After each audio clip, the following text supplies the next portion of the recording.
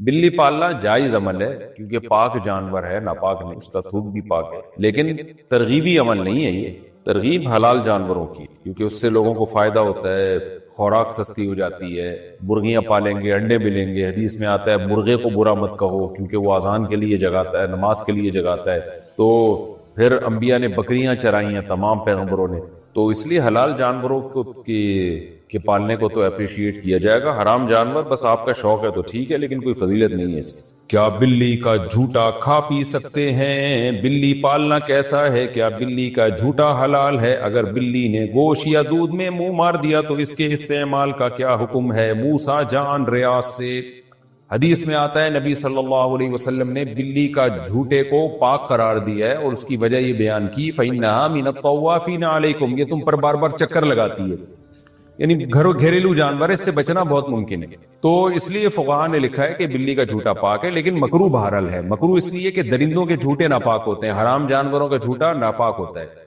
تو بلی بھی بہرحال ایک درندہ ہے، تو نبی نے جو گنجائش دی اس کی وجہ بتا دی کہ اس سے بچنا ممکن نہیں ہے، بہت مشکل ہے اس سے بچنا، بار بار گھروں میں آتی ہے، منہ لگا دیتی ہے کھانے پینے کی چیزوں کو، تو اس سے پتہ چلتا ہے کہ ضرورت کی وجہ سے اس کی اجازت دی گئی ہے، تو ضرورت کی وجہ سے جس چیز کی اجازت دی جائے تو اس میں یہی ہوتا ہے کہ احتیاط بہتر ہے، تو اگر بلی نے گوشت میں منہ مار دیا، پانی میں منہ مار دیا تو استعمال کر سکتے ہیں، لیکن اگر کوئی احتیاط پر عمل کرے تو بھی ٹھیک ہے، تو زیادہ اچھا ہے۔ تو اب ایسا نہ ہو جائے کہ بلیوں کو اتنا لفٹ کرائیں جیسے انگریزوں نے کتوں کو لفٹ کرایا ہوا ہے کہ وہ اس کا جھوٹا باقاعدہ پراپر کھاتے ہیں، پیتے ہیں، اس کے زبان لگاتے ہیں، اس کی زبان، کتا ان کے منہ میں زبان لگا رہا ہوتا ہے، اوٹ پٹانگ حرکتیں کر رہے ہوتے ہیں، اللہ تعالیٰ ان کو ہدایت دے، تو کتے کا جھوٹا تو بالکل ہی ناپاک ہے۔ میرا مقصد بتانے کا یہ ہے کہ بلی کو پالیں آپ، لیکن اتنا لفٹ نہ کرائیں جتنا انگریزوں نے کتوں کو لفٹ کرایا ہوا ہے، کیونکہ ہے بہرحال درندہ، تھوڑا سا ریزرو رہیں اس سے، کھانے پینے کی چیزوں میں اس کو اپنے ساتھ شریک نہ کریں، فیملی ممبر نہ بنائیں آپ بلی کو۔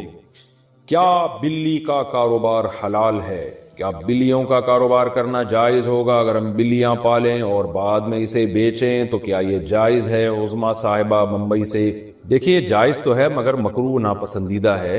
نبی صلی اللہ علیہ وسلم نے بلی کے جو اجرت ہے، یعنی بلی کو آپ فروخت کر کے جو اس کا ثمن حاصل ہوتا ہے، اس کو آپ صلی اللہ علیہ وسلم نے اس کو ناجائز قرار دیا ہے، تو جمہور علماء وہاں جو کہتے ہیں کہ آپ صلی اللہ علیہ وسلم نے اس کو پسند نہیں کیا، اس سے مراد کراہت تنزیہی ہے، یعنی حرام، بعض علماء تو حرام ہونے کے قائل ہیں، لیکن جمہور علماء کہتے ہیں کہ وہاں مراد جو نبی نے منع کیا ہے، یعنی بلی کے جو قیمت ہے اس کو کھانے سے، تو یہ ممانعت حرام کے درجے میں نہیں ہے بلکہ کراہت تنزیہہ کے درجے میں، دوسرے دلائل کی روشنی میں۔ اس کی وجہ ہے کہ بلی کا جھوٹا حلال ہے، جھوٹا پاک ہے بلی کا، تو وہ ناپاک جانور نہیں ہے، تو اس لیے اس کے ناجائز ہونے کی اور کوئی وجہ نہیں ہے۔ البتہ اس حدیث کی روشنی میں بعض علماء کہتے ہیں کہ حرام ہے، لیکن جمہور علماء کہتے ہیں کہ مکروہ تنزیہی ہے۔ مکروہ تنزیہی کا مطلب ہوتا ہے اوائڈ کرنا، بچنا بہتر ہے۔ تو مشورہ میرا یہ ہے کہ اگر آپ نے کوئی بلی بیچ دی ہے تو اس کی قیمت اگر آ گئی ہے تو ٹھیک ہے، لیکن آئندہ بہتر یہ کہ اس کو کاروبار آپ نہ بنائیں۔ حرام میں نہیں کہہ رہا، قول میں وہی کر رہا ہوں جو جمہور کا قول ہے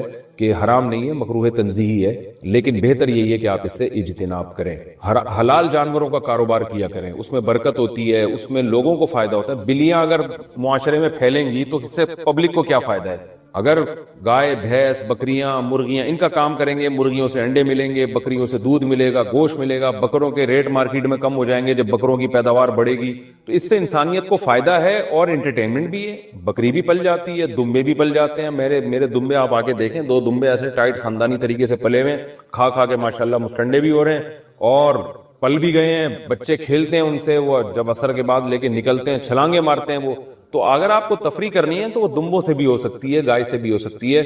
گائے کا بچہ کتنا خوبصورت ہوتا ہے ایسا، اور بھینس کا بچہ ایک نمبر کا سست ہوتا ہے۔ میں اکثر لطیفہ سناتا ہوں نا، بھینس کا بچہ ایسے کھیلتا ہے، بس اس کا کھیل یہی ہے، کان بیٹھ کے ہلاتا رہے گا، اس سے بھی مزہ آتا ہے۔ اور گائے کا بچہ ذرا اچھل کودتا ہے، بکری کا بچہ اور اچھل کود مچاتا ہے، ایسا خوش ہوتا ہے جب آپ اس کو اس کے پنجرے سے باہر نکالیں نا، ایسی چھلانگے مارتا ہے۔ تو حلال جانور پالیں، یہ کتے بلی جو ہے نا یہ مناسب نہیں ہے پالنا، یعنی کاروبار کرنا۔ پل جائے بلی تو ٹھیک ہے، کوئی ممانعت نہیں ہے، لیکن یہ کہ کاروبار ہی اگر کرنا ہے تو ان چیزوں کا کریں جن کے گوشت میں، جن کے انڈوں میں، جن کے دودھ میں اللہ نے برکت رکھی۔ آپ صلی اللہ علیہ وسلم نے فرمایا مرغے کو برا مت کہو، لا تسبوا الدیک فإنه یؤذن للصلاۃ، وہ اذان کے لیے جگاتا ہے، وہ نماز کے لیے جگاتا ہے۔ تو یہ برکت والے جانور ہیں، حلال جانور جو ہیں ان کو رکھنا چاہیے۔ شوقیہ کتا پالنا کیسا ہے؟ مجھے کتا رکھنے کا شوق ہے، کیا کتا پالنا جائز ہے؟ ملک احسان: بالکل حرام ہے، ناجائز ہے، شوقیہ نہیں پال سکتے کتا۔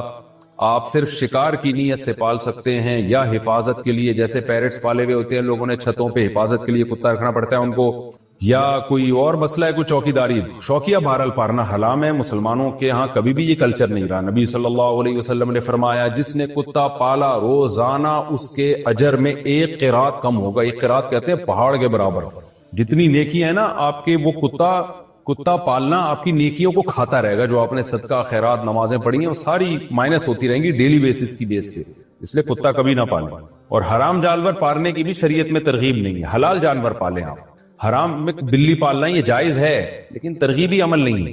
حلال جانور پالیں، اس میں برکت بھی ہے، پیغمبروں کی سنت بھی ہے، اور اس سے قوم کو بھی فائدہ ہوتا ہے، گوشت کھانے کو ملتا ہے، پروڈکٹ بڑھتی ہے حلال چیزوں کی۔ تو اس لیے پالیں، ہرن پالیں آپ، مرغیاں پالیں، ایسی ایسی خوبصورت نسل کی مرغیاں مارکیٹ میں آ رہی ہیں، مور پالیں آپ، کتنا خوبصورت جانور ہے، ایسے اسٹائل سے گھومتا ہے، ہم نے پالے ہوئے، آپ کبھی آئیں ہمارے یہاں دیکھیں، ایسے خراما گھوم رہے ہوں گے ایسے خوبصورت اسٹائل میں۔ اور پھر مرغیاں میں انڈے چوزے، اتنا مزہ آتا ہے اس میں۔ بکریاں پالیں، اور اللہ بھلا کرے آپ کا دمبے پالیں، کجلے سرگودا کے، کتنے عرصے سے تلاش کر رہا ہوں، مل نہیں رہے۔ ایک صاحب نے رابطہ کیا، انشاءاللہ بھی لینے جاؤں گا میں۔ یہ اونچے خریدوں گا، فری پاکٹ کی بات نہیں کر رہا، اتنے اونچے کجلے، ان کے پیچھے گھی کے ڈبے لٹک رہے ہیں۔ اللہ تعالیٰ نے دمبے کے پیچھے اتنی خوبصورت چکی لٹکائی ہے۔ تو کبھی آپ اللہ کے مشورے پر تو عمل نہیں کر رہے، آپ میرے مشورے پر عمل کر کے کبھی وہ چکی بھی کھا کے دیکھیں۔ اللہ نے وہ چکی اسی لیے تو لٹکائی ہے نا، یہ گھی کا ڈبہ، تاکہ جب یہ دمبا ذبح ہوگا تو اس کا گوشت اسی چکی میں پکا کے کھانا، اور یہ کوکنگ آئل میں نہ پکا دینا۔ لیکن آپ کیا کرتے ہیں، وہ چکی اٹھا کے پھینک دی، اس کا صابن بن رہا ہے، اور اس گوشت کو آپ کوکنگ آئل میں پکا کے اس کا بیڑا غرق کر رہے ہو۔ تو یہ دمبے کے پیچھے اتنی موٹی چربی اللہ نے لٹکائی ہے۔ دمبا ساری زندگی آپ کی ٹینشن میں اٹھاتا ہے کہ میں جب کٹوں گا تو یہی گھی کا ڈبہ ہے، اسی میں یہ گوشت پکا کے کھائے گا، تو کتنا مزہ آتا ہے۔ تو مجھے تو بتانے میں اتنا مزہ آ رہا ہے، آپ سوچو کھانے میں کتنا مزہ آتا ہوگا۔ اور اس سے آدمی کا پیٹ بھی صحیح رہتا ہے، طاقت بھی آتی ہے جسم میں، بیماریاں بھی نہیں ہوتی۔ کولیسٹرول کے جو مسائل ہیں نا، یہ ان کوکنگ آئل کی وجہ سے پیدا ہو رہے ہیں۔ تو تھوڑا سا ورزش کیا کریں، اور یہ دمبے شمبے چربی کھایا کریں جانوروں کی۔ گائے کی بھی چربی کھا سکتے ہیں، اس میں بھی بکرے کی بھی کھا سکتے ہیں، پالیں اور کھائیں، اور اس میں دل بھی بہلائیں ان جانوروں سے، حلال پالا کریں، حرام کی طرف نہ جائیں۔ ہمارے ابا نے گھر میں بہت ساری بلیاں پال رکھی ہیں، ہمیں بلیوں سے کوئی مسئلہ نہیں ہے، لیکن بلیوں کی وجہ سے گھر میں بہت زیادہ ناپاکی ہوتی رہتی ہے۔ ہمارے ابا ہمیں چھوڑنے کو تیار ہیں لیکن بلیوں کو چھوڑنے کو بالکل تیار نہیں۔ ہم نے بہت برداشت کیا لیکن نہ تو بلیاں مانتی ہیں نہ ابا مانتے۔ جب بھی ہم بلیوں کو کہیں جنگل میں چھوڑنے کا کہتے ہیں تو ہمارے ابا ہم پر چلانا شروع کر دیتے ہیں اور کہتے ہیں کہ اگر بلیوں کو جنگل میں کچھ ہو گیا تو اس کا گناہ تم لوگوں پر ہوگا۔ بتائیے کیا واقعی ہمیں گناہ ہوگا؟ ہم ایک بلی کو تو ٹھیک سے پال سکتے ہیں، مگر ابا نے بلیوں کا پورا خاندان پال رکھا ہے، بتائیے ہم کیا کریں؟ ابا کو سمجھائیں محبت سے، میرا یہ کلپ بھی سنا دیں۔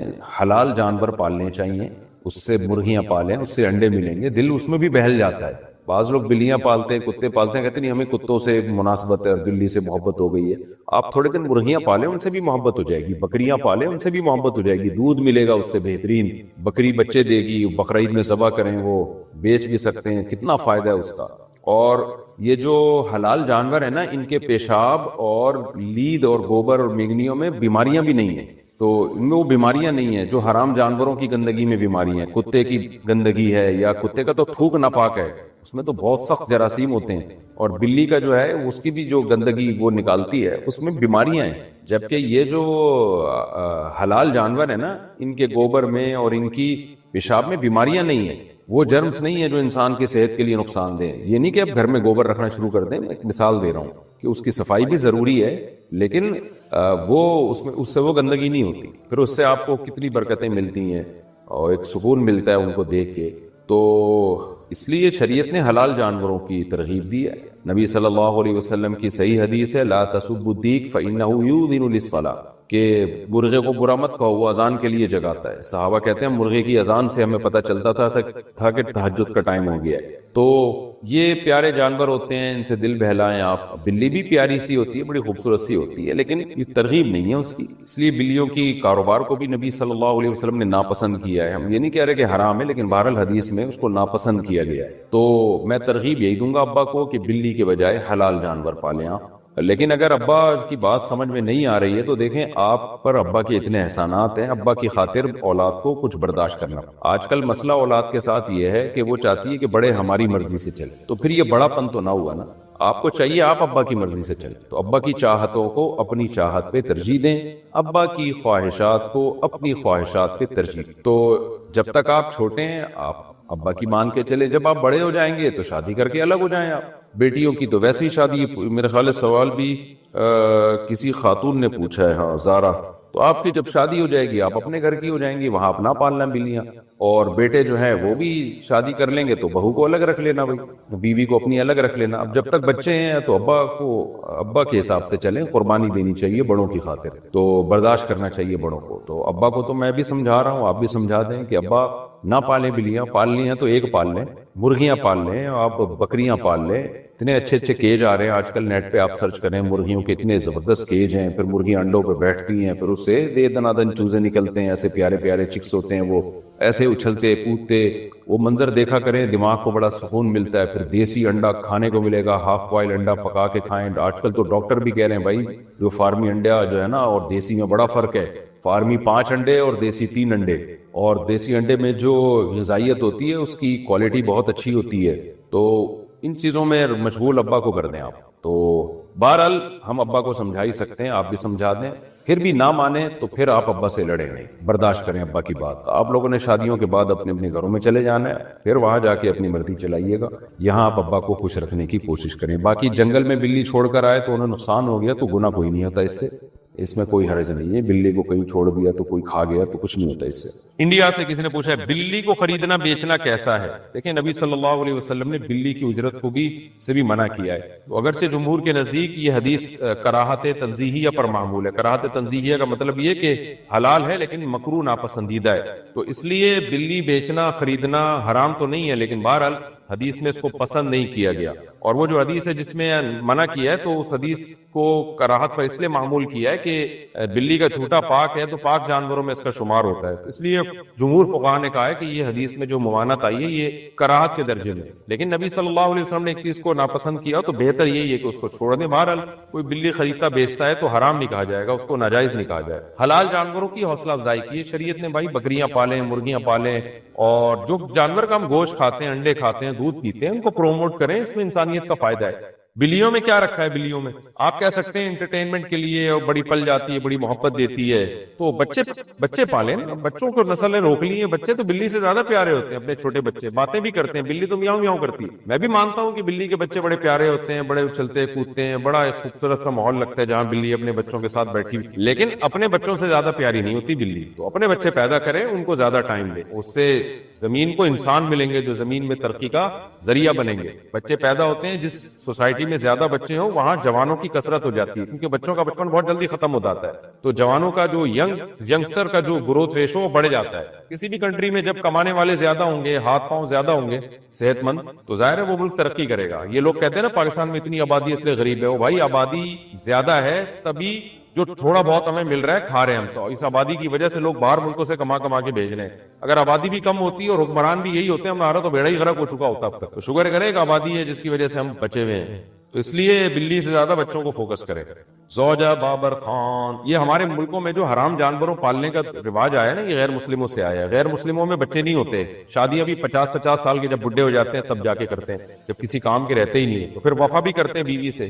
تو ظاہر ہے 16 سال میں شادی، 18 سال میں شادی کرتے تو وفا کرتے تو مزہ بھی آتا، پتہ چلتا وفا کسے کہتے ہیں. 50 سال میں بڈھے ہو کے شادی کرتے ہیں، پھر شو مارتے ہیں کہ ہماری بس ایک ہی بیوی ہے، گرل فرینڈ نہیں. تو اور پھر بچے دیکھ لو، ایک آدھ وہ بھی جا کے ایک آدھ ہی بچہ ہوتا ہے ان کی زندگیوں کی تو رونقیں ختم ہو گئی ہیں. تو انہیں تو کتے بلی سے ہی دل بہلانا ہے. اللہ کا شکر ہے اللہ نے ہمیں مسلمان بنایا، ہمیں جلد شادی کا حکم دیا، نسل بڑھانے کا حکم دیا، اور ان سے محبت کریں.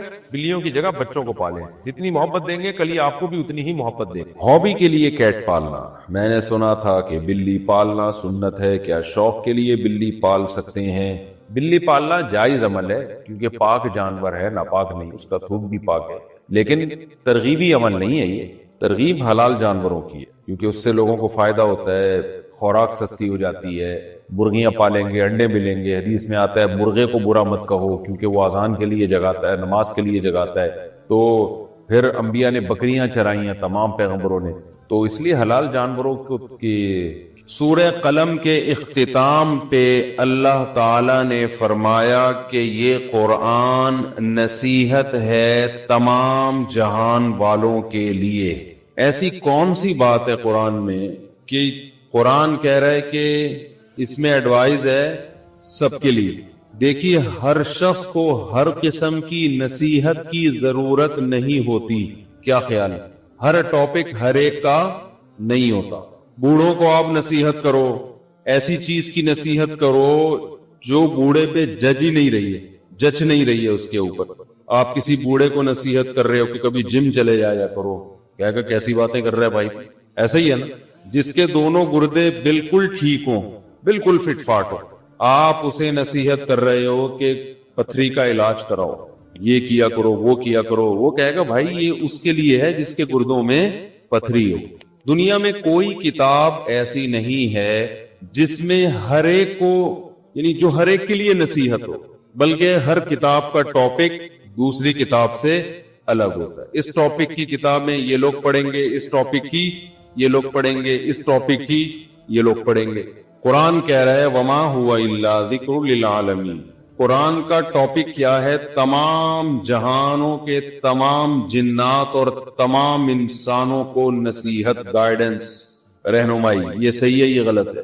سوال پیدا ہوتا ہے بھائی اس میں ایسی کون سی بات ہے جس کی ضرورت امریکہ کے صدر کو بھی ہے، جاپان کے سائنسدانوں کو بھی ہے، پاکستان کے سیاستدانوں کو بھی ہے، ایک ملازم کو بھی ہے، ایک آفیسر کو بھی ہے، ایک فوجی کو بھی ہے، ایک ڈاکٹر کو بھی ہے، سائنسدان کو بھی ہے، طالب علم کو بھی ہے، ٹیچر کو بھی ہے، عالم کو بھی ہے، ایک عامی آدمی کو بھی ہے، مرد کو بھی، عورت کو بھی، ساس کو بھی، بہو کو بھی، سسر کو بھی، داماد کو بھی، پوتے کو بھی، نواسے کو بھی، دادا کو بھی، دادی کو بھی. کیا ہے بھائی اس میں کیا لکھا ہوا ہے؟ نہیں آ رہی بات. سوال پیدا ہوتا ہے نا کہ کیا لکھا ہوا ہے اس میں؟ کہ قرآن کہہ رہا ہے اس سے مستغنی دنیا میں کوئی بھی بولو نہیں. اصل میں کچھ چیزیں مشترک ہوتی ہیں. دیکھو ساری دنیا کے سارے انسانوں کا ایک غم ہے نا، روٹی. غم ہے یا نہیں؟ دنیا کا ہر ملک اس فکر میں رہتا ہے کہ معیشت کو کیسے مضبوط کیا جائے. تو معیشت، پیٹ بھرنا، یہ ہر ایک کا غم ہے یا نہیں ہے؟ جب ہم دنیا میں آتے ہیں تو ایک سب سے بڑا غم کیا لے کر آتے ہیں؟ پیٹ کیسے بھرے گا. یہی وجہ ہے کہ بچہ پیدا ہوتا ہے اور رونا شروع کر دیتا ہے. جیسے ہی ماں اپنی چھاتیوں سے لگاتی ہے دودھ پینے کے لیے، چپ چاپ تمیز سے پی لیتا ہے. تھوڑی دیر کے لیے کیا ہو جاتا ہے؟ چپ. پیدا ہوتے ہی پیٹ پکڑ لیتا ہے بچہ اپنا. پیدا ہوتے ہی کیا کرتا ہے؟ توند بھرو میری. اور پھر تھوڑی دیر کے بعد پیٹ خالی، پھر چیخے گا، پھر پیٹ خالی، پھر چیخے گا. چیختا ہی رہتا ہے، موت تک کھاتا ہی رہتا ہے پھر بیٹھ. تو اب اگر کوئی کہے کہ بھئی روٹی ایک ایسا غم ہے، روٹی سے مراد خوراک، رزق، ایسا غم ہے جو فلاں کا تو ہے مگر فلاں کا نہیں ہے، تو یہ غلط بات ہوگی کہ نہیں ہوگی؟ تو خوب سمجھ لیں اللہ تعالیٰ نے انسان کی دو حیثیتیں بنائی ہیں. ایک مادی حیثیت ہے اور ایک روحانی حیثیت ہے. اسلام میں اور غیر اسلام میں بہت بڑا فرق یہ ہے کہ انہوں نے انسان کی روحانی حیثیت کو بالکل ختم کر دیا ہے، اور تھوڑی بہت جو روحانیت انسان میں ہے اس کو کلچر کا نام دے دیا ہے کہ کلچر کا حصہ ہے، اس لیے فالو کر رہے ہیں. پہلے تو میں یہ بتاؤں انسان کی دو زندگی ہے، جسمانی اور ایک روحانی. اس کے روحانی کے بغیر انسان نہیں ہے، وہ گدھا ہے. پھر بہت ساری چیزوں سے ہمیں فرق پتہ چلتا ہے کہ انسان زمین پر بسنے والی ایک ایسی مخلوق ہے جو جانوروں کی طرح نہیں ہے. میڈیکل سائنس کی نظر میں انسان میں اور جانور میں کوئی فرق نہیں ہے. آپ کے سر میں درد ہو, سردی لگ گئی, جسم میں پین ہو رہا ہے, بخار ہو رہا ہے, آپ ڈاکٹر کے پاس جائیں گے, وہ آپ کو جو میڈیسن دے گا پیناڈول, 2 گولی پیناڈول. یہی کنڈیشن آپ کے گدھے کو بھی ہو گئی, تھوڑی دیر میں بخار ہو رہا ہے, کانپ رہا ہے, اس کو لے کر جائیں گے, اس کو بھی کیا دے گا, بولو نا, پیناڈول. 2 کے بجائے 4 دے دے گا, 6 دے دے گا. ہم قربانی کے جانور لے کر آئے نا, 50 جانور تھے, تو ایک ملازم بھی ساتھ میں کہ بھائی تو ان کو سنبھال لینا. بہاولپور سے ہم لے کے یہاں اترے تو بڑی لمبی ڈرائیو ہے, جانور کھڑے کھڑے تھک جاتا ہے, تو اتارتے ہی اس نے مزدور نے کیا کیا کہ سارے بچڑوں کو, گایوں کو کاغذ میں گڑ رکھا اور 6 یا 5 پیناڈول, 5 پیناڈول بنا کے کاغذ سمیت اندر حلق میں ٹھوس دی سب کے. یہ کیا کر رہے ہو بھائی؟ انہوں نے کہا بھائی یہ آرام چاہیے ان کو, کھڑے کھڑے تھک گئے ہیں ورنہ بیمار ہو جائیں گے. 6 پیناڈول سب کے حلق میں اتار دی. تو بڑے آرام سے انجوائے کرتے رہے, دم ہلاتے رہے پوری رات, ریلیکس. اندازہ ہی نہیں تھا ان کو کہ ہمارے ساتھ ہوا کیا. تو مادی اعتبار سے انسان میں اور جانور میں کوئی فرق نہیں ہے, لیکن ہم دیکھتے ہیں انسان میں کچھ چیزیں جانوروں سے بہت زیادہ مختلف ہیں. انسان کو نہانا پڑتا ہے, اس کے بغیر یہ صاف ستھرا نہیں رہتا.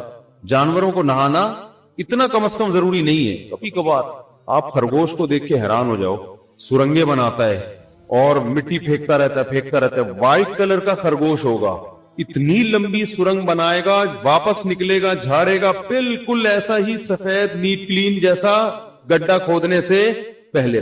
یہی کام آپ کسی انسان کے ذمہ لگا دیں کہ تو کھود, 1 گھنٹے میں اس کی جو حالت ہوتی ہے, آپ اس کو باقاعدہ سروس اسٹیشن بھیجتے ہیں, بھائی تیری سروس ہوگی, نہانے سے کام نہیں چلے. اتنا میلا, اتنا گندا ہو جاتا ہے.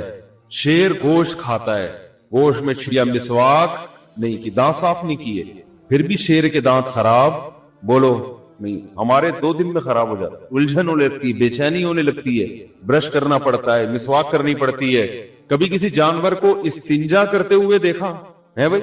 لیکن پھر بھی کوئی نہ بدبو آتی ہے ان کے جسم سے, نہ کوئی بیماری لگتی ہے ان کو اس بیس پہ.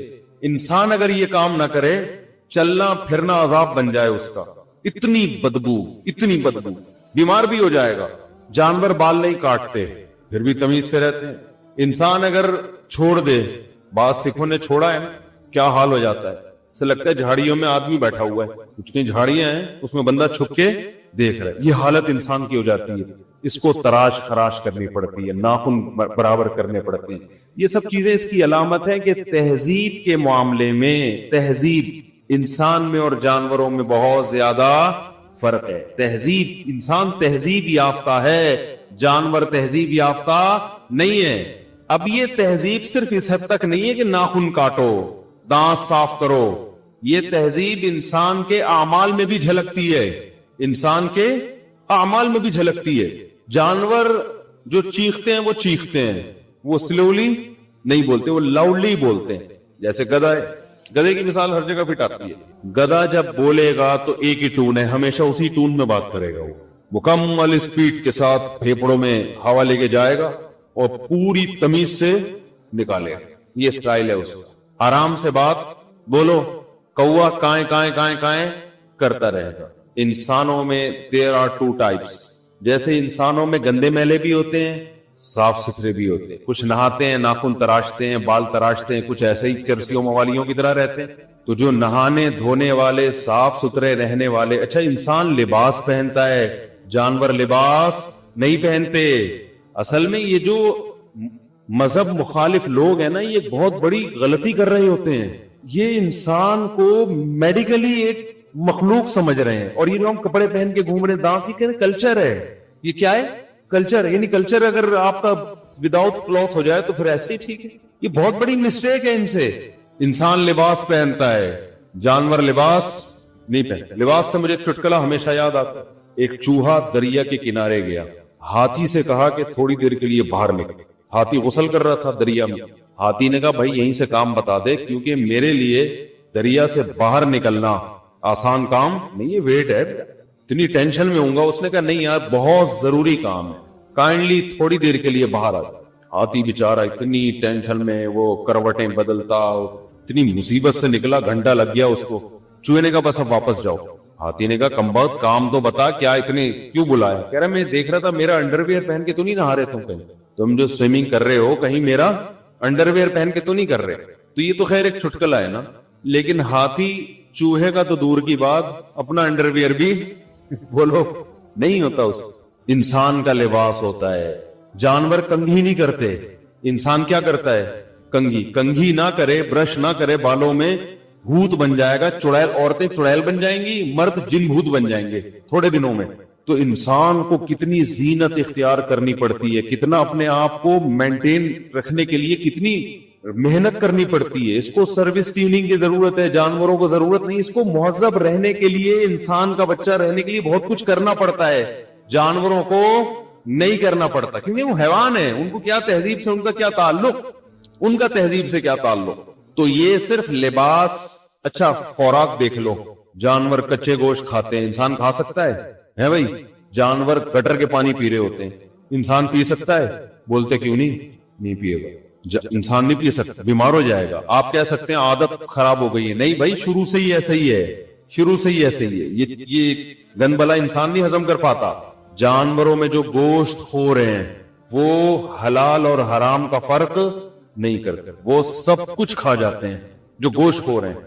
इंसान भी गोश्त खाता है, इंसान की तबीयत हर गोश्त की तरफ माइल नहीं होती। ये जो चाइना वाले खा रहे हैं ना, इनकी तो हिस्ट्री है कि जंगों में कैद ज़दा हो गए थे, कुछ खाने को नहीं मिल रहा था, मरने लगे थे, फिर इन्होंने जो बिल्ली आ गई तो बिल्ली खा ली, कुत्ते आ गए तो फिर यहां से इनको आदत पड़ी है। वरना नॉर्मली गैर मुस्लिम भी दुनिया में कुत्ते बिल्ली नहीं खाते, नहीं दिल लगाए लोग। इंसान है ना, वो कैसे गंदगी को कैसे खाएगा भाई? वो कि क्यों खाऊंगा? तो अब मसला ये है जो बात समझने की है। आज बयान थोड़ा मुख्तसर करूंगा, पिछली दफा बहुत लंबा हो गया था। अब जो समझने की बात है वो ये है कि भाई तहजीब का ताल्लुक सिर्फ कपड़ों से, खाने से, दांत साफ करने से, सफाई से, या इसके अलावा भी चीजें हैं? भाई इसके अलावा भी चीजें हैं। आमाल में भी तहजीब पैदा करने की जरूरत है। ये तहजीब आमाल में जो पैदा होगी, ये इस्लाम के अलावा दुनिया में कोई भी नहीं बताता। गैर मुस्लिम सिर्फ इतनी तहजीब आपको बताएगा जिससे उनका निजाम चलता रहे, लूट मार ना मिचे। वो कहते हैं चोरी गलत है। चोरी को उन्होंने हराम क्यों करार दिया है? भाई पूरा मुल्क का निजाम खराब हो जाएगा, मसला खराब हो जाएगा। जबकि इस्लाम में चोरी क्यों हराम है? जिस वजह से इस्लाम में जिना हराम है, उसी वजह से चोरी हराम, कि बदतहजीबी है। वो इंसान पे सूट नहीं करता कि अपनी ख्वाहिश गधे घोड़ों की तरह पूरी करे, वो कि जिससे भी रिलेशन हो गया बस हो गया। बल्कि वो पेयर बना के रहता है, वो जोड़े बना के रहता है, उसका खानदान होता है। फजालहू नसबन व सेहरा, नसब वाला और ससुराल वाला। ये मुहज्जब है। हमारे लिबरल लोगों ने जिना को तहजीब से खारिज कर दिया, डिक्शनरी से क्या कर दिया है? निकाल दिया। हाल एक गधे घोड़ों का काम है ये जिना करना, गर्लफ्रेंड रखना, कुत्तों का काम है, गधे घोड़ों का काम है। समझ रहे कि नहीं समझ रहे? तो इसी तरह इंसान की तरक्की इसमें होगी कि जितना मुहज्जब बनता चला जाएगा, जितना मुहज्जब अल्लाह की नजर में, उतना ही वो इंसानियत के करीब होता चला जाए। बस यही मजहब की दावत है। और मुहज्जब बनने के लिए ख्वाहिशात की मुखालफत करनी पड़ती है। मुहज्जब बनने के लिए देखो, मैला कुचैला रहने के लिए मेहनत करनी पड़ती है या साफ सुथरा रहने के लिए मेहनत करनी पड़ती है? साफ सुथरा रहने के लिए ना, क्योंकि सफाई तहजीब है, ये तहजीब है ना। ये मैला कुचैला रहना बहुत आसान है। तो जैसे एक आदमी को अपने जिस्म का मैल दूर करना मुश्किल लगता है क्योंकि वो मैलों में रह रह के मैला बन चुका है, तो इसी तरह जो शख्स गुनाहों का आदी हो जाए, नाजायज का आदी हो जाए, चोरी का, जिना का, लड़कियों से हराम दोस्तियां, रिश्वत और कतई रहमी, ये सब बदतहजीबी है। कि जिस माँ ने तुम्हें जना, उस माँ के सामने तुम उफ कर रहे हो। जिस बाप के जिस्म से खुदा ने तुम्हें पैदा किया, जो तुम्हारे वजूद का सबब बना, उसकी आंखों में आंखें डाल के बात कर रही। इंतहाई दर्जे की बदतहजीबी है ये, इंतहाई दर्जे की। लेकिन आज इस बदतहजीबी को बदतहजीबी नहीं समझा जाता। वफा तहजीब है, बेवफाई बदतहजीबी है। शुक्र तहजीब है, नाशुक्री बदतहजीबी है। جس خدا نے پیدا کیا اس کی عبادت کرنا، اس کی غلامی کرنا تہذیب ہے، اس خدا کو اپنی ڈکشنری سے نکال دینا یہ کیا ہے؟ بد تہذیبی۔ ان تمام چیزوں میں آپ کو کون گائیڈ کر رہا ہے؟ قرآن۔ جو اصل پوائنٹ کی بات میں آپ کو بتانا چاہ رہا ہوں، اب اتنی بات ہمارے سامنے آ گئی کہ انسان جتنا مہذب ہوگا نا، جتنا مہذب ہوگا اتنا کیا ہوگا؟ وہ انسان جتنا تہذیب سے دور ہوگا اتنا حیوانیت کے قریب ہوگا۔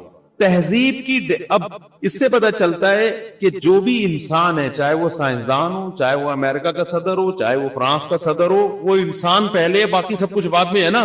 تو اس کو سب سے پہلے ضرورت اس کی ہے کہ وہ کیا بنے؟ مہذب۔ اور تہذیب کی ڈیفینیشن قرآن کے علاوہ دنیا کی کوئی کتاب بیان نہیں کرتی۔ باقی دنیا کی جو قومیں تہذیب کی ڈیفینیشن بیان کرتی ہیں صرف اپنے مفاد کو سامنے رکھ کر، انسانیت کو سامنے رکھ کر نہیں کرتی۔ خلقوا من غیر شیء ام هم الخالقون، یہ بڑی شاندار آیت ہے۔ اس میں اللہ تعالیٰ نے ایک سوال اٹھایا ہے اور جواب دیا نہیں ہے۔ عجیب بات ہے نا کہ سوال اٹھایا اور جواب نہیں دیا۔ بعض سوالات ایسے ہوتے ہیں ان کا جواب اتنا واضح ہوتا ہے کہ وہ جواب دینے کی ضرورت نہیں ہوتی۔ جیسے آپ کسی کو کہتے ہیں کہ بھائی یہ کام کر لو، اب وہ آپ سے بحث کر رہا ہے کہ یہ کام کیوں کروں، اور کام بہت واضح ہے، تو آپ اس سے کہتے ہیں بھائی کیا میں پاگل ہوں؟ کہتے ہیں نا۔ تو مطلب یہ کہ جب میں ایک کام کی اتنی تاکید کر رہا ہوں، اتنا سمجھا رہا ہوں، تو کوئی تو حکمت ہوگی نا اس میں۔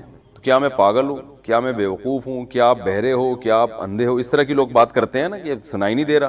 کچھ سوالات ایسے ہوتے ہیں کہ وہ سوال کیا جاتا ہے، اس کا جواب نہیں دیا جاتا، یہ بتانے کے لیے کہ یہ سوال اتنا واضح ہے کہ اس کے جواب کی ضرورت نہیں ہے۔ میں جب جملہ ادھورا چھوڑوں گا نا تو آپ نے اس کو مکمل کرنا ہے، تاکہ میں یہ سمجھوں کہ آپ میرے ساتھ ہیں، بات سن رہے ہیں۔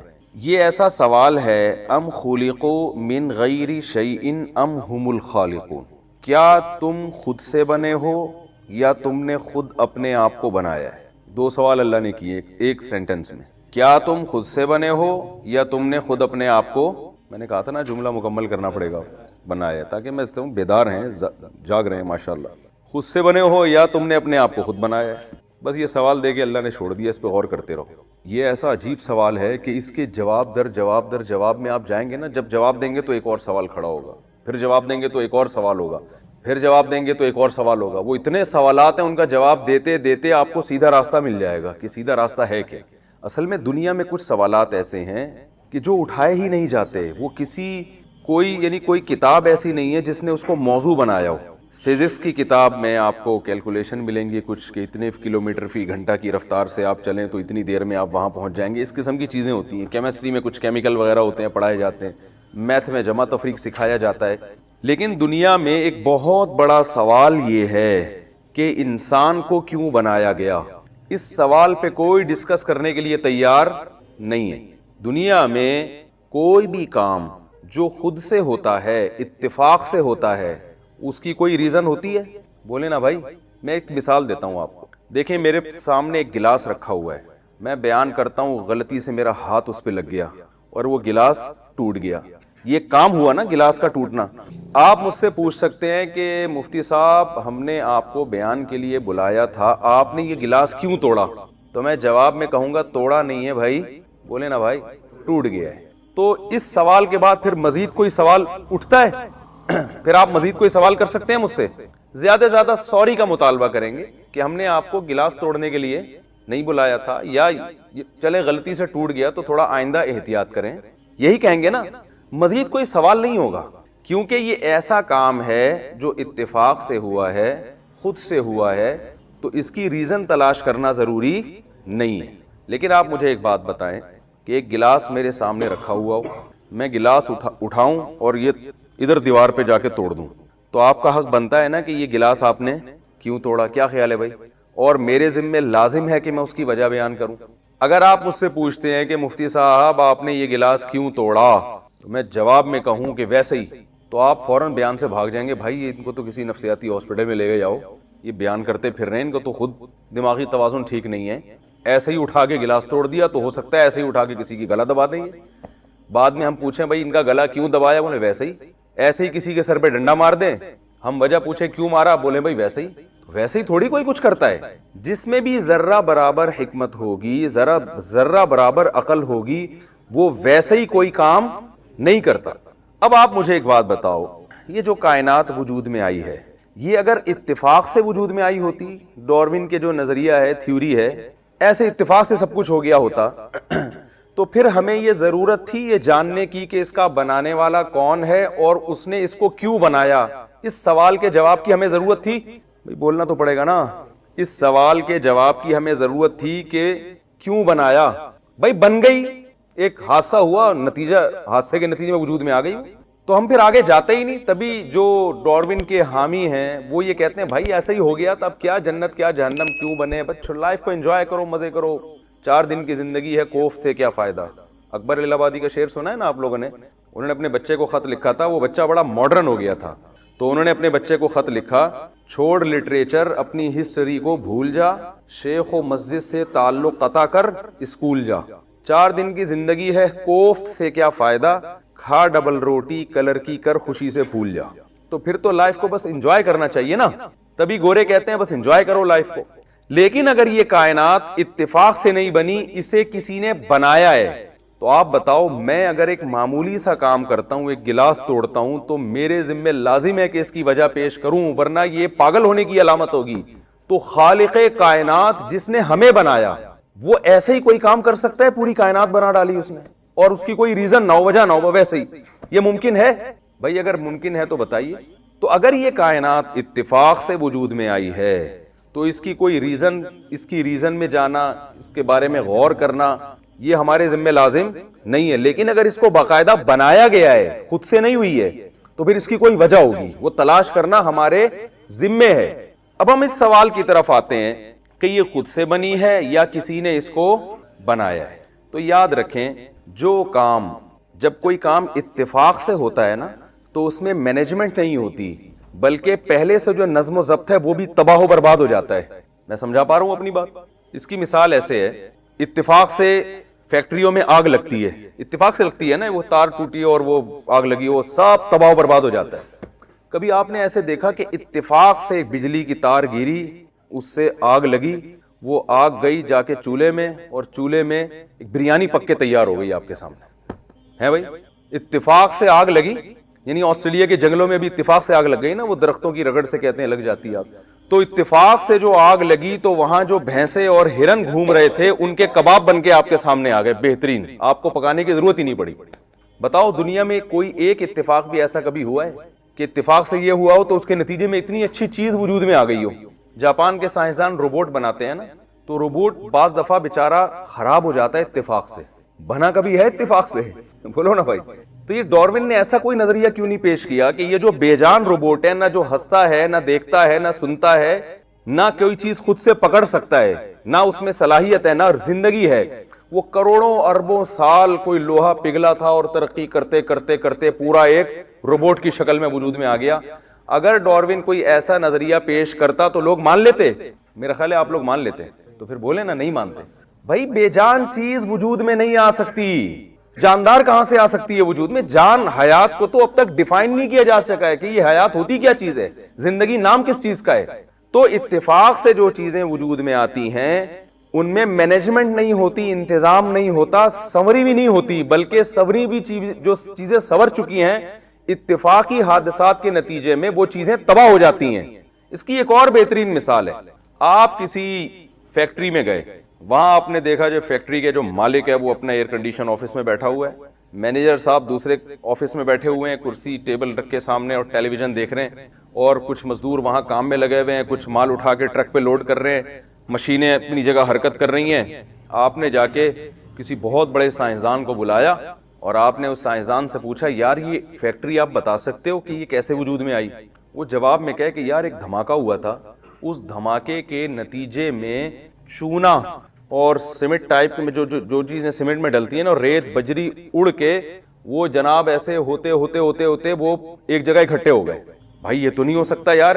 بھائی کروڑوں سال میں ایسا ہوا ہے, کروڑوں سال میں تو ہو سکتا ہے نا, آپ کے ہاں شاید کروڑوں سال میں ہو گیا ہو ایسا. پھر بارشیں ہوئی تو اس سے گارا بن گیا, پھر کئی جگہوں پہ گارا بنا تو ایک جگہ ایسا ہوا کہ کروڑوں سال ہوائیں چلتی رہیں تو وہ گارے سے ایک خاص طریقے سے تناسب سے چلتے چلتے اس گارے سے اینٹیں وجود میں آ گئیں. اچھا بھائی پھر کیا ہوا؟ بھائی پھر ایک دن کیا ہوا، کروڑوں اربوں سال تک وہ اینٹیں ایسے ہی پڑی رہیں تو اتفاق سے زمین میں ایسا معلوم ہوتا ہے کہ ایک طوفان آیا ہوگا جس طوفان سے وہ اینٹیں آپس میں ترتیب سے آ کے جڑ گئیں اور فیکٹری کی ایک دیوار وجود میں آ گئی. پھر کروڑوں اربوں، کیونکہ سائنسدانوں کے پاس ٹائم کی کمی، کوئی گن تھوڑی رہا ہے وہاں بیٹھ کے. وہ جب کہتے ہیں نا انسان اتفاق سے وجود میں، ابھی کیسے آ گیا؟ وہ کروڑوں اربوں سال تک ایک جرثومہ تھا، وہ اربوں سال تک پھر وہ مچھلی بنا، پھر اربوں سال پہلے پودا بنا، پھر وہ اربوں سال کے بعد وہ ایک مچھلی بن گیا، پھر وہ اربوں سال کے بعد یہ بن گیا، پھر اربوں سال پہلے بندر بن گیا، پھر اربوں سال کے بعد انسان بن گیا، اور اربوں سال کے بعد اب انسان کے بعد بھی کچھ بن جائے گا.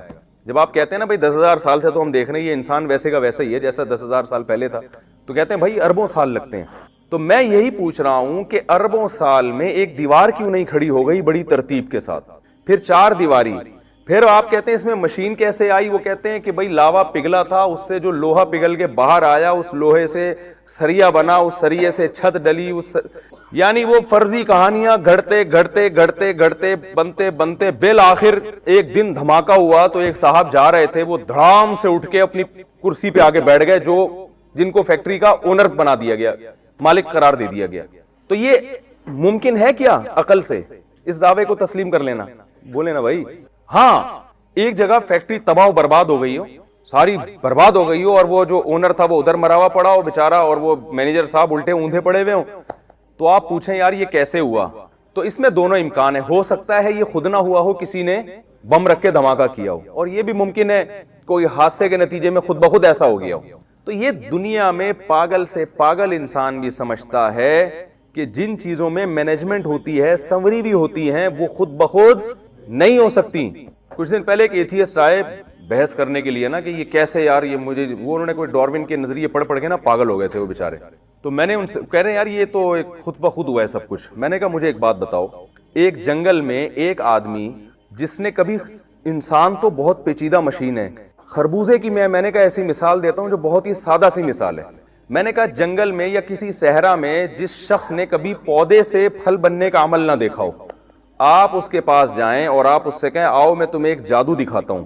بھئی کیا جادو ہے؟ بھئی یہ خربوزے کا بیج ہے نا، ابھی دیکھو اس میں جادو کیا ہوتا ہے. جادو یہ ہے کہ جی خربوزے کے بیج کو زمین کے اندر ڈال دیا، پانی ڈالتے رہے. تو اب وہ پوچھ رہا ہے بھئی اب کیا ہوگا؟ کہنا دیکھنا اب کیا ہوگا. دیکھیں زمین کا کام ہے چیزوں کو کھا کے ختم کر دینا. زمین میں انسان کو ڈالیں گے وہ بھی ختم، زمین میں لوہے کو ڈالیں گے وہ بھی ختم، سونے کو ڈالیں گے وہ بھی ختم. آپ نے کہا کہ میں زمین میں اس بیج کو ڈالوں گا لیکن ختم نہیں ہوگا، دیکھنا عمل کیا ہوگا، الٹا عمل شروع ہو جائے گا. تو زمین میں ڈالا بیج، وہ پوچھ رہا ہے بھئی اب کیا ہوگا؟ دیکھنا اب کیا ہوگا. اس سے ایک چھوٹا سا ننھا سا پودا نکلا. تو حیران ہوگا نا وہ سامنے والا جس نے کبھی پودے بننے کا عمل نہ دیکھا ہو. آپ کہیں ابھی جادو ختم نہیں ہوا، ابھی دیکھو یہ کیا ہوتا کیا ہے، میں کچھ ایسا منتر پڑھوں گا ابھی دیکھنا ہوتا کیا ہے. تو وہ بیل جو ہے نا وہ بڑھنا شروع ہو گئی. اور بڑھنے میں عجیب بات یہ ہے کہ اس کے پاس نہ دماغ ہے سوچنے کے لیے، لیکن اتنی عقل اس کو دی گئی ہے کہ اس کو پتا ہے کہ اوپر کی طرف جانا ہے نا، تو اس میں وہ کونپلیں نکلنا شروع ہوئی. اور جہاں ان کو جگہ ملتی ہے نا، جیسے کوئی آدمی رسی کے ذریعے نہیں کمانڈو اوپر چڑھ رہے ہوتے، ایسے وہ بیل لپٹ لپٹ کر مختلف جگہوں سے اوپر کی طرف جا رہی ہے تاکہ اس کو روشنی ملے اچھی طریقے سے.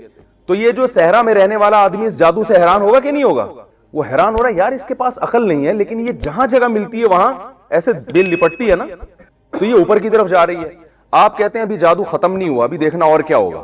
کچھ دنوں کے بعد اس میں خوبصورت پھول نکلنا شروع ہو گئے. اور حیران ہو رہا ہے یار یہ کیا مذاق ہے بھائی، پھول نکل رہے ہیں. کہہ رہے ہیں بھائی ابھی دیکھو منتر، ٹھیک ہے وہ ہوتا کیا ہے. اس پھول سے کیا ہو رہا ہے کہ وہ پھول تتلیوں کو، پرندوں کو اپنی طرف مائل کر رہا ہے. مائل کرنے سے کیا ہوتا ہے کہ نر اور مادہ جو ذرے ہیں ان کا ملاپ ہو جاتا ہے. وہ تتلیوں کے ٹانگوں سے چپک جاتے ہیں نا وہ ذرے، جب وہ ملاپ ہوتا ہے تتلیوں کے فرشتوں کو بھی خبر نہیں ہوتی کہ ہمارے ذریعے سے کیا کام لیا جا رہا ہے. وہ تو پھول کے حسن و جمال اور اس کی خوبصورتی کو دیکھ کر آتی ہیں اس کی طرف.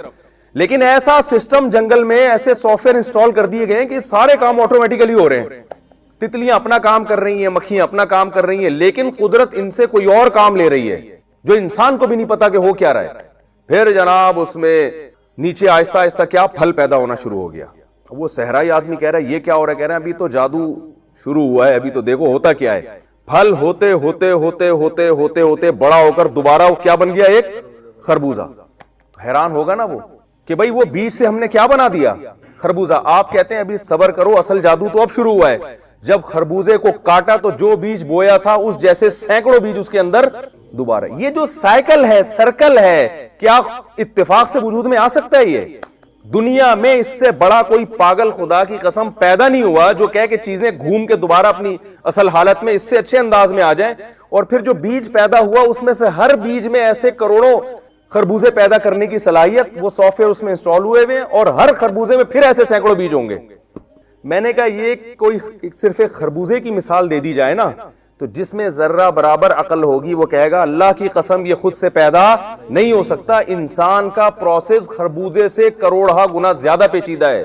انسان کا جو پروسیس ہے یہ کیسے وجود میں آ گیا بھائی؟ تو پہلے تو اپنے ذہن کو یہ صاف کریں، کلیئر کریں کہ اس کائنات میں ایک نظم و ضبط ہے. الشمس ینبغی لها ان تدرک القمر واللیل سابق النہار. سورج، زمین سورج کے گرد اور چاند جو ہے وہ زمین کے گرد، اور ہر کل فی فلک یسبحون. اللہ فرماتے ہیں ہر ایک اپنے دائرے میں تیر رہا ہے. والقمر قدرناہ منازل. چاند کی کیسی ہزاروں سال ہو گئے، چاند کی کیلکولیشن میں کوئی فرق ہی نہیں آ رہا. یہ جو ماہرین فلکیات بتا دیتے ہیں نا کہ 10 سال بعد کس دن کیا تاریخ ہوگی، یہ ماہر فلکیات کا کمال نہیں ہے، یہ چاند کا کمال ہے. دیکھو مجھے ایک بات بتاؤ، آپ کے بارے میں اگر کوئی بتائے کہ میں پہلے سے بتا سکتا ہوں کہ فلاں صاحب جو ہیں 3:05 پہ، یہ جو بھی سفر کے لیے نکلے ہیں تو 3:05 پہ یہ وہاں ہوں گے، تو یہ بتانے والا کا کمال نہیں ہے، یہ آپ کی ٹائم کی پابندی کی علامت ہے. آپ کا شیڈول ایسا زبردست ہے کہ لوگ آپ کے بارے میں پہلے سے بتا دیتے ہیں کہ یہ ٹائم کی خلاف ورزی نہیں کرتا. تو یہ جو سائنسدان بتا دیتے ہیں نا کہ 20 سال بعد فلاں سورج گرہن ہوگا، چاند گرہن ہوگا، اور کیا تاریخ ہوگی، کیا دن ہوگا، تو یہ سائنسدانوں کا کمال نہیں ہے، یہ سورج اور چاند کی ایکوریسی ہے. یہ اس کا کمال ہے کہ وہ ہزاروں لاکھوں سال ہو گئے، وہ اپنے ٹائم سے ذرہ برابر بھی ہٹنے کے لیے تیار نہیں ہے. اتنی ایکوریسی یہ اتفاق سے وجود میں آ گئی بھائی. اتنا ایندھن سورج خارج کر رہا ہے، اتنا ایندھن، کہاں سے اس میں یہ ایندھن بھرا جا رہا ہے اور کہاں سے یہ گیسیں خارج ہو رہی ہیں، انرجی لگتی ہے نا، یہ انرجی کہاں سے آ رہی ہے؟ یہ اتفاق سے ہو رہی ہے، یہ سب چیزیں اتفاق سے ہو رہی ہیں. کیسا عجیب نظام اللہ نے بنایا.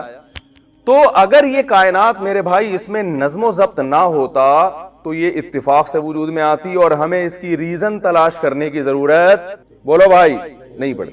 لیکن اب اس کائنات کی مینجمنٹ کو دیکھتے ہیں اور قرآن بار بار چیلنج کرتا ہے، ذالک تقدیر، ذالک تقدیر. یہ اندازہ ہے تقدیر کا، آج کی زبان میں ترجمہ مینجمنٹ. یہ اندازے ہیں، یہ خود بخود نہیں ہے، یہ ایک کیلکولیشن ہے. العزیز ایسے بادشاہ کی کیلکولیشن ہے جو غالب ہے، جس طرح سے چاہے نظام کو چلا سکتا ہے. العلیم، اور علم بھی رکھتا ہے، وہ اسے پتا ہے کہ کس چیز کو کیسا بنانا ہے. دیکھیں 2 چیزیں چاہیے ہوتی ہیں جب بھی آپ کسی پروجیکٹ پہ کام کرتے ہیں، تو آپ کے پاس 2 قسم کی 2 صفات آپ کے پاس ہونا ضروری ہیں. پہلی صفت، آپ کام لینا، آپ کے پاس پاور ہو، طاقت ہونا کہ مزدوروں سے کام لے سکتے ہو. بھئی آپ بہت بڑے انجینئر ہیں لیکن آپ کی چلتی نہیں ہے. آپ کو کوئی پروجیکٹ دیا گیا کہ یار یہ فیکٹری بنا دو، یہ اسکول بنا دو، یہ پروجیکٹ ہے، یہ سڑک بنا دو. آپ مزدوروں سے کہہ رہے ہیں یار یہ کام کر دو، کہہ رہے ہیں سر میرے پیٹ میں درد ہے، آج میں چھٹی پہ جاؤں گا، آج میں نہیں کروں گا. وہ کوئی بات سن نہیں رہا. تو آپ کتنے بڑے انجینئر ہو، آپ کام کروا سکتے ہیں؟ یا حکومت نے آپ کو اختیارات ہی بہت محدود دی ہوں، آپ کام نہیں کروا سکتے؟ تو کام تبھی جتنے جو انجینئر ہیں یہ یا ٹھیکیدار ہیں یہ حکومتوں سے رابطہ کرتے ہیں، علاقے کے ناظم کو کچھ کھلائیں گے کچھ، تاکہ اختیارات بڑھیں ہمارے، ہم کام کر سکیں. دوسری چیز ہے جو کام آپ کر رہے ہو اس کام میں بھی آپ کو مہارت ہونی چاہیے. یہی وجہ ہے کہ محلے کا دادا کتنا ہی بڑا کیوں نہ ہو، آپ اسے پروجیکٹ نہیں دیتے، چاہے وہ کتنا بڑا دہشت گرد ہو. بھائی پاور تو ہے تیرے پاس لیکن تجھے اس کام کی صلاحیت نہیں ہے. تو اللہ فرماتے ہیں کہ اس کائنات میں جو تمہیں نظم و ضبط نظر آ رہا ہے، اور اس کائنات میں احسن کل شیء خلقہ ثم ہدا، جس چیز کو جیسا بنانا چاہیے تھا بالکل ویسا ہی بنایا ہے، اور اس کو پھر اس کی نیچر کے راستے پر میں نے چلا دیا ہے. تو یہ جو مینجمنٹ تمہیں نظر آ رہی ہے یہ اس کی علامت ہے کہ اس کو نمبر 1 کسی نے بنایا ہے، نمبر 2 جس نے بنایا ہے وہ بہت طاقتور ہے، یہ کمزور کا کام نہیں ہے، نمبر 3 وہ بڑا زبردست علم رکھتا ہے، اسے پتا ہے کس چیز کو کیسا بنانا چاہیے تھا. شیر کی خوراک اللہ نے گوشت رکھ دی ہے تو اس کو دانت اسی حساب سے دیے ہیں. بکری کی خوراک اللہ نے گھاس رکھ دی ہے, اس کے دانت اسی حساب سے دیے ہیں. ایسا نہیں کبھی کائنات میں ہوا کہ جو گھاس کھانے والا جانور ہے اسے چیر پھاڑ کی صلاحیت دے دی ہو, اور جو گوشت کھانے والے جانور ہیں انہیں منمنانے کی اور ہنہنانے کی صلاحیت دے دی ہو اللہ نے. کبھی ہوا ایسا؟ ایک ایک چیز. جب موسیٰ علیہ السلام سے فرعون نے پوچھا نا کہ اللہ کون ہے, تو موسیٰ علیہ السلام نے ایک لفظ میں ڈیفائن کیا, احسن کل شیء خلقہ ثم ہدی, کہ جس نے ہر چیز کو بنایا بہترین انداز سے. دیکھیں کسی کمپنی کی کوئی پروڈکٹ ہوتی ہے تو کمپنی کے ماہر ہونے کی علامت یہ ہے کہ اس نے اس پروڈکٹ کو بہترین انداز سے بنایا کہ نہیں بنایا. وہی گاڑی آپ جاپان کی لے لو, بالکل وہی ماڈل پاکستان سے لے لو, تو فرق ہوگا نا دونوں میں. ایکوریسی کس میں زیادہ ہوگی؟ جاپنی جو جاپان سے میڈ ان جاپان ہے تو وہ زیادہ اچھا بناتے ہیں. تو اللہ فرماتے ہیں کہ میں نے جس چیز کو جیسا بنایا اس سے زیادہ اس چیز کو اچھا بنانا ممکن تھا ہی نہیں, ناممکن ہے. شیر میں اللہ نے دھاڑ رکھی ہے, کیوں؟ گوشت ہے نا اس کی خوراک, تو اس کے لیے روب بھی چاہیے, کیونکہ گوشت کھانے کے لیے اس کو شکار کرنا پڑے گا, دہشت گردی کچھ نہ کچھ اس کو مچانی پڑے گی جنگل میں. اگر اللہ اس کو بکری کی طرح منمنانے کی صلاحیت دے دیتے تو آپ کیا سمجھتے ہیں کہ خود لومڑیاں اس کے قدموں میں آ کے گرتی یا ہرن اس کے قدموں میں آ کے گرتے, بھائی آپ ہمیں کھا لیں؟ کیا ایسا ممکن ہے؟ بکری کو اس کی ضرورت نہیں تھی دھاڑنے کی, دمبے کو ضرورت نہیں تھی, اس کی خوراک گھاس ہے. تو جس چیز کو آپ دیکھتے ہیں نا, ایک ایک چیز کو بالکل اسی حساب سے بنایا, حتیٰ کہ پرندوں کی چونچ اور اس کا ڈیزائن وہ بھی ہر پرندے کا الگ ہے, ایک جیسی چونچ نہیں ہے. جس پرندے کو سمندر کے گہرائی میں جا کے شکار کرنا ہے اس کو لمبی چونچ دی ہے. جس پرندے کو کی خوراک ایسی ہے کہ اس کو پھلوں کو کھانا ہے نا چیر کے, تو اس کو تھوڑا سا کرو چونچ بنا دی اس کی, تاکہ اس کو کھودنے میں کریدنے میں آسانی ہو. ہر چیز کو, اس پہ تو جتنی ریسرچ ہو کم ہے, جس چیز کو جیسا بنانا چاہیے تھا بالکل ویسا بنایا, اور پھر ثم ہدی, اس کو اس کی نیچر کے راستے پر چلا دیا. اب آپ دیکھیں بکری کا بچہ پیدا ہوتا ہے, پیدا ہوتے ہی تھنوں کی طرف لپکتا ہے وہ, کیونکہ اب اس کی ضرورت کیا ہے؟ دودھ پینا. تو ماں کو اللہ نے بولنے کی صلاحیت نہیں دی ہے, تو بچے میں پیدا ہوتے ہی نا اسے دنیا کا کچھ نہیں پتا, لیکن اسے یہ پتا ہے کہ میری خوراک کہاں ملے گی اور وہ میرے حلق میں کیسے اترے گی. تو یہ بھائی خود بخود یہ چیزیں نہیں ہو سکتی. ہمارے جامعۃ الرشید میں جب یہ ڈیجیٹل کیمرے کی تحقیق ہو رہی تھی نا, تو مختلف اس کے ماہرین کو بلایا گیا جو ڈیجیٹل کیمرے کو بہت اچھی طرح انہوں نے پڑھا ہے. تو انہی ماہرین میں سے ایک آئے, انہوں نے ہمیں بتایا کہ یہ جو ڈیجیٹل کیمرہ تصویر بناتا ہے یہ انسانی آنکھ کو سائنسدانوں نے کاپی کیا ہے. جیسے میں بھی آپ کو دیکھ رہا ہوں نا, تو آنکھ کے پردے پہ آپ کی تصویر بن رہی ہے, روشنی کی لہریں ٹکرا کے آئیں گی, آنکھ کے پردے پہ جائیں گی, اور پیچھے وہ برقی لہروں میں تبدیل ہوں گی, اور وہ لہریں پھر دماغ جو ہے نا, پیچھے کچھ ایسے آلات لگے ان لہروں کو ریورس کر کے دوبارہ روشنی کی لہروں میں لے کر آئے گا وہ, اور پھر الٹی تصویر بنے گی, دماغ اس کو پھر کیا کرے گا؟ سیدھا کر دے گا. انہوں نے کہا کہ یہ جو ڈیجیٹل کیمرہ ہے یہ سائنسدانوں کی ایجاد نہیں ہے, یہ آنکھ کو انہوں نے کاپی کیا ہے. سمجھ میں آ رہی ہے بات؟ آنکھ کو انہوں نے کیا کیا ہے؟ کاپی. کہ آنکھ کیسے بناتی ہے؟ تو بالکل وہی چیز انہوں نے یعنی وہ شیشوں کو اسی لحاظ سے ایڈجسٹ کیا, اور اسی طرح وہ لہریں روشنی کی ٹکرا کے جاتی ہیں اور پھر وہ ریڈیائی لہروں میں تبدیل ہوتی ہیں, پھر وہ پیچھے جا کے ریورس, پورا کہہ رہے ہیں 100% آنکھ کی کاپی ہے یہ. لیکن آنکھ جیسا اب بھی نہیں بن سکا. اور آنکھ میں ایک عجیب بات یہ ہے کہ ڈیجیٹل کیمرے میں ایک لینس ہوتا ہے, آنکھ کتنی ہے؟ 2. اس کو ایڈجسٹ کرنا اور زیادہ مشکل کام ہے, کیونکہ ذرا سا ان دو پتلیوں کا فاصلہ ملی میٹر میں بھی کم ہو گیا نا یا بڑھ گیا تو آپ کو 1 کے 2 نظر آنا شروع ہو جائیں گے.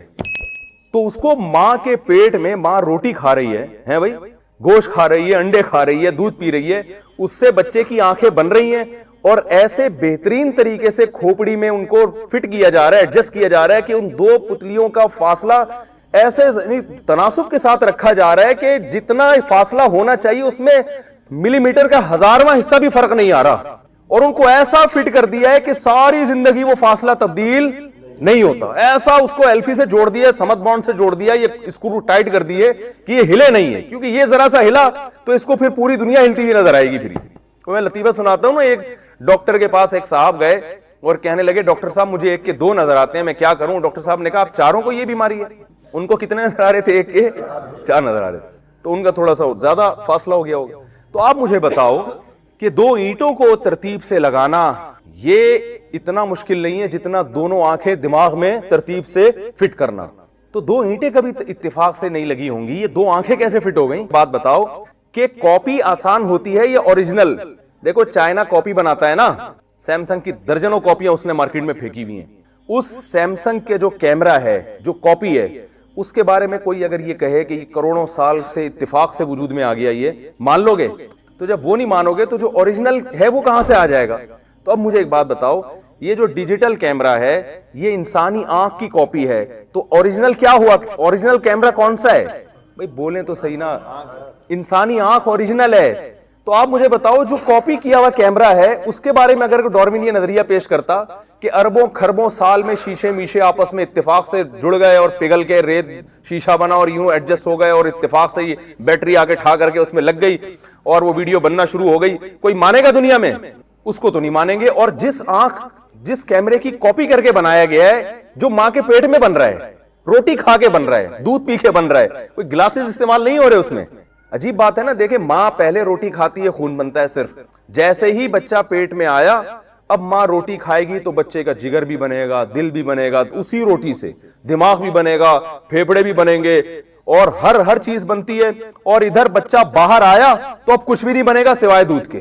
اب بچے کا اسی روٹی میں کیسے کرشمے رکھ دیے بھائی اس نے. جب چاہتا ہے اس روٹی سے بچے کی آنکھ بناتا ہے, جب چاہتا ہے اس روٹی سے بچے کے بال بنا دیتا ہے, جب چاہتا ہے اس روٹی سے ناخن بنا دیتا ہے, جب چاہتا ہے اس سے ہڈیاں بنا دیتا ہے, اور جب ضرورت نہیں رہتی تو اب بچے کے لیے دودھ بناتا ہے اور دودھ بنا کے اس کو ماں کی چھاتیوں میں پہنچا دیتا ہے. اور بچہ جب پیدا ہوتا ہے, قرآن کہتا ہے لا تعلمون شیئا, تمہیں کچھ بھی نہیں پتا ہوتا جب تم پیدا ہوئے ہو, لیکن اسے یہ پتا چل جاتا ہے کہ دودھ کہاں سے ملے گا اور کیسے میرے حلق میں اترے گا. فوراً بچہ پیدا ہوتا ہی ماں کی چھاتیوں کی طرف لپکتا ہے. وہ بھائی یہ اتفاق سے نہیں ہو سکتا. اب میں آپ کو ایک بات کہتا ہوں کہ سائنسدان ڈیجیٹل کیمرے کے بارے میں تو نہیں کہتے کہ یہ اتفاق سے وجود میں آیا ہے, لیکن اپنے بارے میں کہہ دیتے ہیں کہ ہم اتفاق سے وجود میں آئے ہیں. وجہ پتہ ہے کیا ہے اس کی؟ وجہ ہے بھائی نہیں معلوم نا. اس کی وجہ یہ ہے کہ اس کے خالق وہ خود ہیں, سمجھ رہے ہیں؟ اور جب خود کوئی چیز بناتے ہیں تو اس پہ اٹھنے والے سوالات کے ان کے پاس جواب ہیں, لیکن جب اپنے بارے میں یہ کہیں گے ہمیں کسی نے بنایا ہے تو پھر ایسے ایسے سوالات اٹھیں گے کہ جن کا جواب دیتے دیتے بالآخر ان کو مذہب کو ماننا پڑے گا. مذہب کو ماننے کے نتیجے میں علماء کو ماننا پڑے گا, پیغمبروں کو ماننا پڑے گا, پیغمبروں کو ماننے کے نتیجے میں شراب حرام ہو جائے گی, زنا حرام ہو جائے گا, نائٹ کلب حرام ہو جائے گا, شرک حرام ہو جائے گا. اور یہ جو انہوں نے ایک پوری دنیا میں جو ایک طوفان بے حیائی کا کھڑا ہوا ہے, سود حرام ہو جائے گا. وہ ساری چیز, نماز فرض ہو جائے گی, حج فرض ہو جائے گا, زکوٰۃ فرض ہو جائے گی, اور ماں باپ کو اولڈ ہوم میں جمع کرانا حرام ہو جائے گا, اور بیوی پر شوہر کی اطاعت واجب ہو جائے گی, اور شوہر پر بیوی کا خرچہ واجب ہو جائے گا, اور نظر کی حفاظت فرض ہو جائے گی, اور جو ہے نا غریبوں کا کھانا. یہ اتنے سارے وہ چیزیں اسٹیپ بائی اسٹیپ ماننا پڑے گا کہ نتیجہ یہ نکلے گا کہ آخر میں ان کو مذہب کی ضرورت کو ماننا پڑ جائے گا. اور اس سے انسان کیا کرتا ہے؟ جان چھڑاتا ہے. کیونکہ انسان کی عیاشی میں جو سب سے بڑی رکاوٹ ہے, مضبوط رکاوٹ, وہ کیا ہے؟ مذہب ہے. ہر عیاشی کو حلال کرنے کے لیے آپ کے پاس دلیل موجود ہے, مذہب کا جواب کسی کے پاس نہیں ہوتا. کوئی زنا کرنا چاہے دلیل دے سکتا ہے, میں اپنی سٹریس کو ختم کرنے کے لیے کر رہا ہوں, لڑکی بھی راضی ہے, میں بھی راضی ہوں, اس سے معاشرے میں کوئی نقصان نہیں ہو رہا, کسی کو کیا تکلیف ہے بھائی, ہم دونوں راضی ہیں, کر رہے ہیں, تو کیا مسئلہ ہے؟ تو آپ عقلی دلائل سے اس کا جواب دے سکتے ہیں بھائی جب میں ظلم ہی نہیں کر رہا, وہ بھی راضی ہے, اس کو بھی وہ, اور ڈاکٹر تو اور آپ رپورٹ پیش کر دیں گے بھائی اگر آپ اپنی شہوت کو کچلتے رہو گے, دباتے رہو گے, سٹریس میں چلے جاؤ گے, آپ ڈپریشن کے مریض بن جاؤ گے. کوئی بات نہیں, اگر جا کے نائٹ کلب میں تھوڑا بہت پی لی اور تھوڑا بہت انجوائے کر لیا, اس سے سٹریس ختم ہوتی ہے, ڈپریشن ختم ہوتی ہے. دلائل کی دنیا میں آپ اس کا جواب نہیں دے سکتے. مذہب روکتا ہے بھائی حرام ہے, بس جب حرام ہے تو اب مذہب اگر صحیح ہے تو اس کا روکنا بھی کیا ہے؟ بولو نا بھائی. اور سائنس کی ڈکشنری میں مذہب کے لیے جگہ نہیں ہے. کسی لیبارٹری میں کبھی ٹیسٹ ہوا کہ موسیٰ علیہ السلام سچے نبی تھے یا نہیں تھے؟ بولو بھائی, کبھی ٹیسٹ ہوا کہ نبی صلی اللہ علیہ وسلم کے بارے میں بھائی ریسرچ ہو رہی ہے کہ واقعی آخری نبی تھے یا نہیں تھے؟ وہ کہتے ہیں مذہب کو ہٹاؤ, مادی زندگی پہ بحث ہوگی. تو بات یہ ہے کہ اگر انسان کے خالق کو فرض کر لیا جائے تو پھر بہت سارے سوالات کھڑے ہوتے ہیں. وہ سوالات قرآن نے اٹھائے ہیں. اللہ کو پتا تھا یہ سوال فزکس کی کتابوں میں نہیں ہوگا, کیونکہ انسان یہ کتابیں لکھے گا نا, یہ اس قسم کے سوالات مارکیٹ میں لائے گا ہی نہیں. ارے مارکیٹ میں وہی چیز لائی جاتی ہے نا جو بکتی ہے, جس کا آپ کو فائدہ ہو. بھائی آپ مارکیٹ میں کسی دوسرے کی پروڈکٹ لے کر آئیں گے؟